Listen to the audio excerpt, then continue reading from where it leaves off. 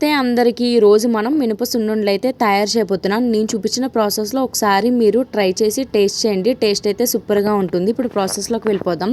ముందుగా స్టవ్ మీద కడాయి పెట్టి కడాయి వేడెక్కిన తర్వాత 2 గ్లాసులు తక్కువ పప్పు, 1 గ్లాసు గుళ్ళుపప్పు వేసుకొని బాగా ఫ్రై చేయండి. చాలామంది గుళ్ళుపప్పుతో చేస్తారు కానీ అంత టేస్ట్ ఉండదు. ఇప్పుడు నేను చూపించిన విధంగా ఒకసారి 2 కలిపి చేయండి. టేస్ట్ అయితే సూపర్గా ఉంటుంది.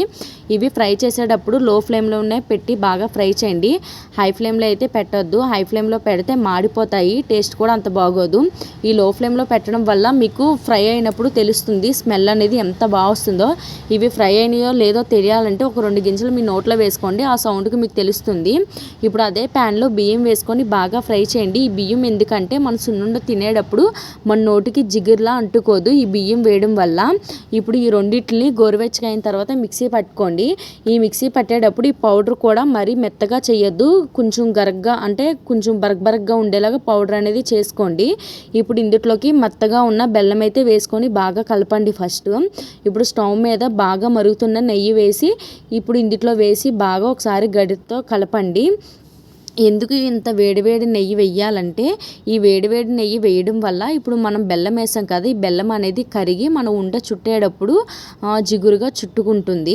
మీకు సపోజ్ ఉండ రావట్లేదు అంటే మీకు నెయ్యి అనేది సరిపోవట్లేదని మళ్ళీ నెయ్యి మీరు మరిగించుకొని మళ్ళీ ఇందులో వేయండి. చూడండి ఫైనల్గా నేనైతే చూపించిన విధంగా ఉండలు అయితే బాగా ప్రెస్ చేస్తూ చుట్టండి. ఫైనల్గా మన సున్నుండలు అయితే రెడీ అయిపోయినాయి. టేస్ట్ కూడా సూపర్గా ఉంది. మీరు కూడా ట్రై చేసి ఎలా వచ్చిందో నాకు కమెంట్ చేయండి. ఇవి స్టోరేజ్ ఒక స్టీల్ డబ్బాలో స్టోరేజ్ చేసుకోండి. ఇవి 1 మంత్ వరకు అలానే ఉంటాయి.